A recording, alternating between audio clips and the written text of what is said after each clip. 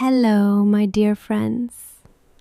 Welcome to a very special episode of the English Mindset. I'm Bella, and I am so happy, so truly happy that you chose to spend this time with me today. In this podcast, we don't rush, we take our time. I will speak very slowly. I will use simple words and I will repeat my ideas. Why? Because I want your brain to feel safe. I want you to relax, breathe, and just listen. Today, we are going to master the art of thinking in English. Many of you ask me, Bella, why is it so hard to stop translating? The answer is simple. Your brain loves your first language. It is comfortable, like an old pair of shoes. When you try to speak English, your brain tries to help you by translating. But this help is actually a wall. It is a wall between you and fluency. When you translate, you are not speaking English. You are just decoding. Today, we are going to break that wall, brick by brick. Let's start with our first exercise. We call this detailed labeling. Most students look at an object and say the name: chair, window, door. But that is too easy. I want you to add an adjective. Look around your room right now. What do you see? Instead of cloud, think a white, fluffy cloud. Instead of car, think a fast, noisy blue car. Instead of coffee, think a hot, delicious morning coffee. By adding one small word, you are forcing your brain to describe the world in English. Do this for 5 minutes every morning. Now, let's move to the kitchen. The kitchen is a wonderful place to practice English. Imagine you are making breakfast. Don't be silent in your head. Narrate every single movement. I am opening the fridge. I am taking out 2 eggs. I am turning on the stove. I can hear the water boiling. I am pouring the orange juice into a tall glass. Do you see? You are connecting the action to the language.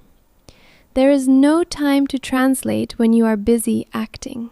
This is a very powerful psychological tool. It is called the 5 senses grounding. Let's practice it together right now. Close your eyes for a second and think in English. First, sight. What are 3 things you can see?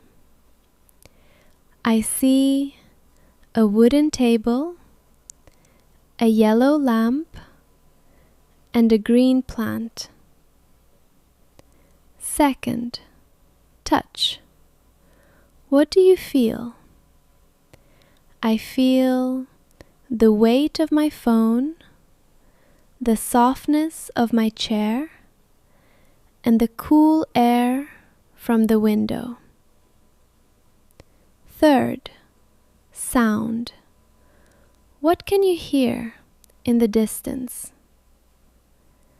I hear a bird singing, a distant police siren, and the sound of my own breath. 4th, smell. I smell the scent of my perfume, or maybe the smell of rain outside. When you use your senses, English becomes a part of your body. It is no longer just a school subject. It is your life. This is a fun game you can play when you are outside. I call it the social detective. Imagine you are sitting at a train station or a park. Look at a stranger. Don't be rude. Just look for a second and start a story in your head in English. That man over there is wearing a long gray coat. He is looking at his watch every 30 seconds. I think he is waiting for someone important. Maybe it is his daughter, or maybe a business partner. He looks a little bit nervous. This exercise helps you practice he, she, they, and maybe. It builds your imagination in English. This is how you reach the next level. Ask yourself, what if in English? While you're walking, think, what if it starts raining right now? What if I meet an old friend today? What if I decide to travel to London next year? These what-if questions help you practice different grammar tenses without opening a grammar book. Finally, the most important habit, the evening reflection. Before you sleep, when the house is quiet, talk to yourself like a best friend. Bella, how was your day? Well, it was a long day. I worked hard. I learned a few new words in English.